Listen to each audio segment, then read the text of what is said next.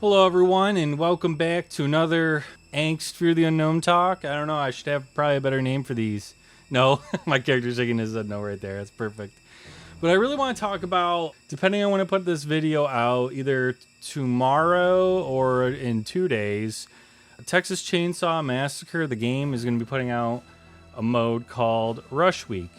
It's a 1v6, and it really gives me Friday the 13th vibes.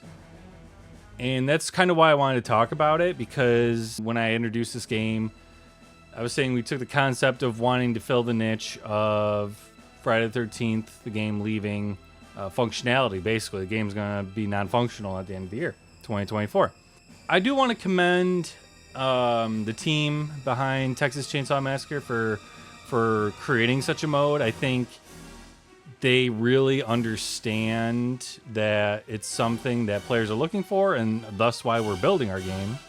By the way, this is Survivor I showed off on stream, but not in any of my videos, so I thought I'd just show him off. You may recognize him from our original teaser trailer. But getting back to the topic, yes, I want to commend them for creating a mode based on player feedback. And I think, in a way, I think they're still doubling down on the 4v3 being their main mode.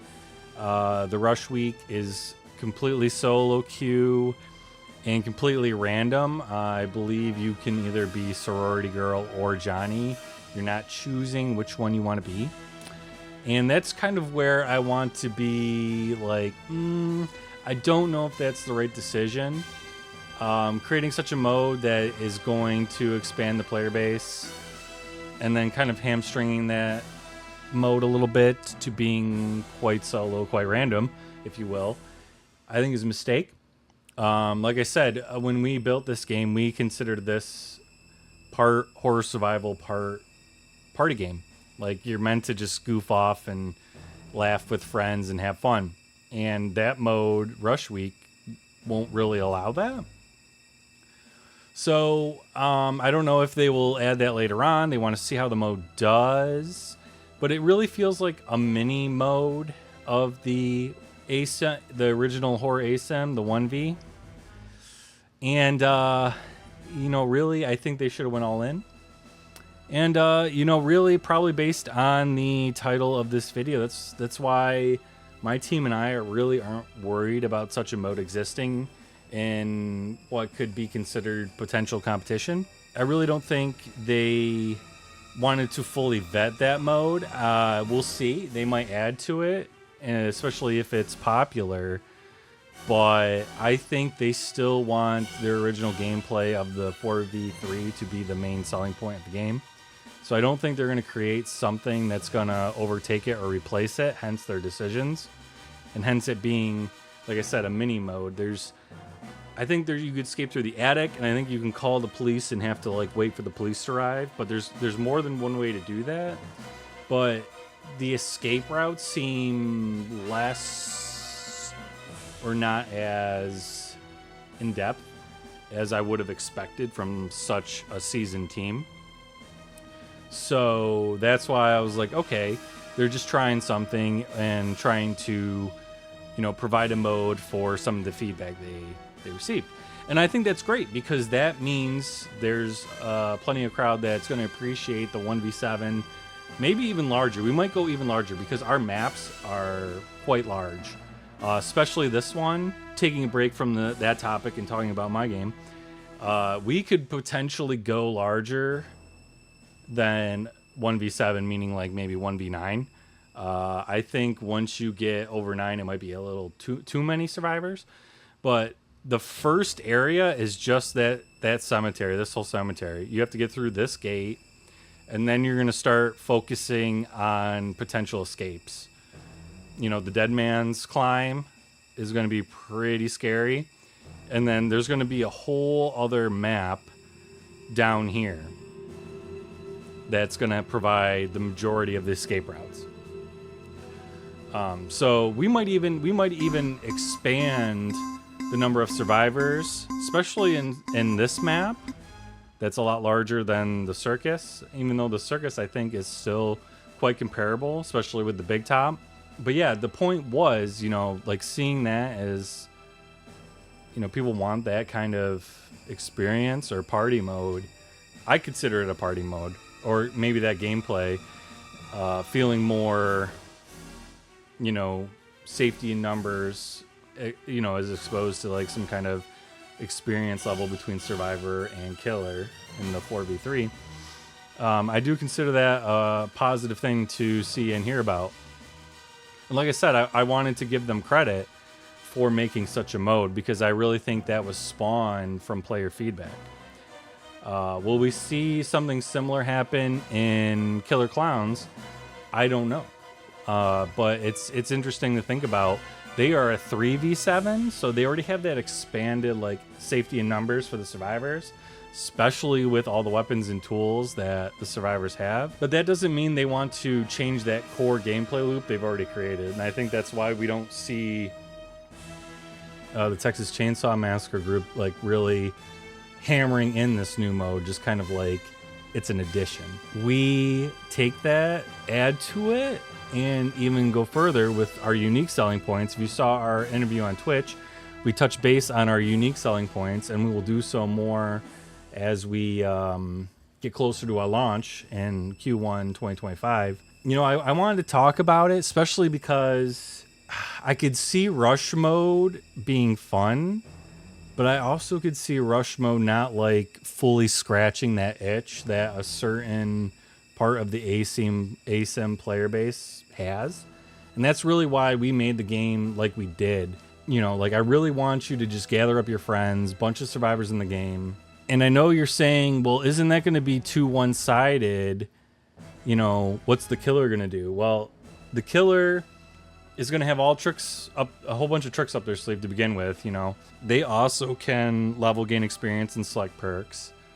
And also, there's going to be many other dangers and scares in store for the survivors that are just going to straight benefit the killer in numerous ways, even possibly providing a survivor death to them. So I think it will be rather balanced. And like I said, this map is massive. It's going to take a lot of thinking and a lot of probably experience in the game to really map out what to do and how to circumvent all the dangers, not just the player killer.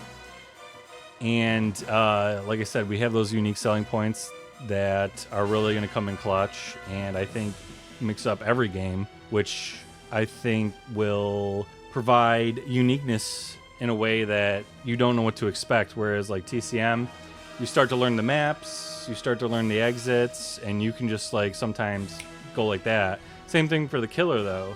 They learn the maps, they learn the patrol routes, and all of a sudden all three of them are circling perfectly in unison, so it's extremely hard to get around.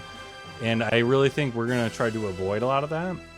And we should, if we have the support, be mixing up our maps every season. So the way we're building our maps is a lot of it will be easily reconfigurable. So we give you a whole season, you're going to start learning these maps, like where everything is. Items will be randomized, but I mean like pathways. And then all of a sudden, a lot of this map probably will change. While the beginning area, the cemetery, might be pretty similar, expect these catacombs to be vastly different. And that's just because, we don't want you to just bull rush out. We want you to stay and be frightened. That said, yeah, I hate sounding like a broken record, but I really do want to congratulate them on putting out that mode, the TCM dev team, because I think honestly that's a step in the right direction, not just for that game, but horror asymms in general. And I just wanted to let you know that while maybe it puts them more back in our direct competition, we're still here providing full blown horror experience, horror asym.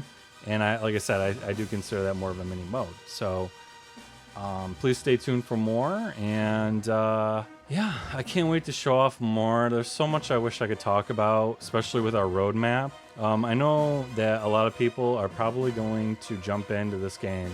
And I think the clown in the circus will get dry quickly because you know, that's like a standard for horror. It's always done. And while we're providing something new, I think it's, you know, we've seen some of this before.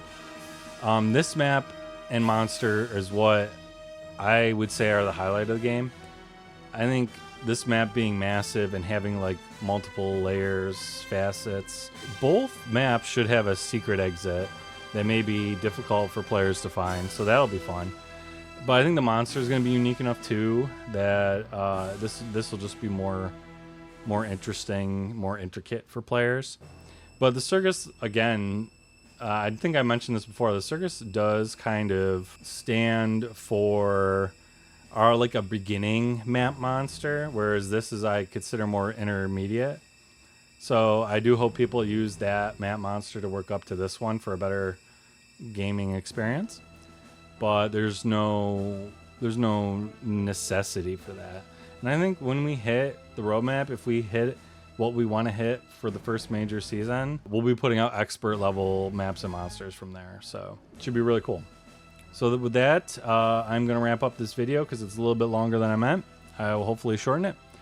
So stay tuned for more information about Angst. We have other gameplay and videos on the channel for fun and kind of work our way into that horror section of the YouTube algorithm. So if you can, like and subscribe, we do appreciate that. But we'll see you in the next video. And until then, try not to get too scared.